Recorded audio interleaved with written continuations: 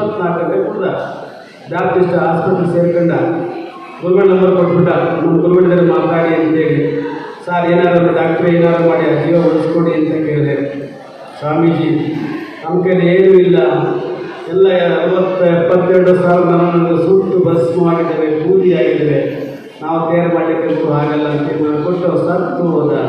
ನಾವು ಕುಟುಂಬಕ್ಕೆ ಕುರಿತ ಚಟಕ್ಕೆ ಬಲಿ ಆಗಬಾರ್ದು. ನಾವೆಲ್ಲ ಬಲಿಗೆ ಆಗ್ತಿರ್ಲಿಲ್ವಾ?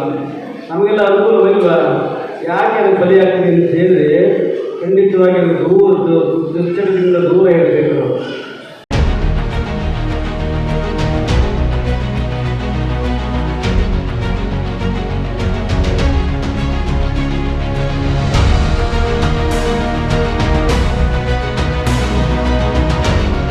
ಸಾವಿರದ 1982ರಲ್ಲಿ ಶ್ರೀ ಕ್ಷೇತ್ರ ಧರ್ಮಸ್ಥಳ ಗ್ರಾಮಾಭಿವೃದ್ಧಿಯ ಉದ್ದೇಶ ಏನಿದೆ ಅಂತ ಹೇಳಿದ್ರೆ ಬಡ ಕುಟುಂಬಗಳ ಸರ್ವಾಂಗೀಣ ಅಭಿವೃದ್ಧಿಗೋಸ್ಕರ ಶ್ರೀ ಕ್ಷೇತ್ರ ಧರ್ಮಸ್ಥಳ ಗ್ರಾಮಾಭಿವೃದ್ಧಿಯನ್ನು ಪ್ರಾರಂಭ ಮಾಡಿದ್ವಿ.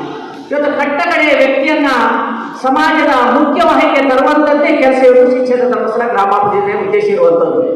ಅನೇಕ ಸಮಾಜಮುಖಿ ಕಾರ್ಯಕ್ರಮಗಳನ್ನ ಪೂಜ್ಯರು ಹಮ್ಮಿಕೊಂಡಿದ್ದು. ಇವತ್ತು ಈ ಭಾಗದಲ್ಲಿ ಶಿಡ್ಲಘಟ್ಟ ತಾಲೂಕಿಗೆ ಕೂಡ ಪೂಜ್ಯರು ಈ ಭಾಗಕ್ಕೆ ಬಂದು ಅವರ ಆಶೀರ್ವಾದ ನಮಗೆಲ್ಲ ಸಿಕ್ಕಿದೆ.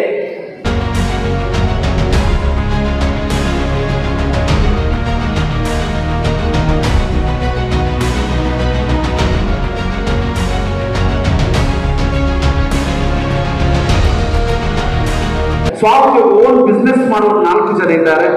ಉತ್ತಮ ಮಾದರಿ ಕೃಷಿಕರು 13 ಜನ ಈ ಶಿಬಿರದಲ್ಲಿ ಭಾಗವಹಿಸುತ್ತಿದ್ದಾರೆ.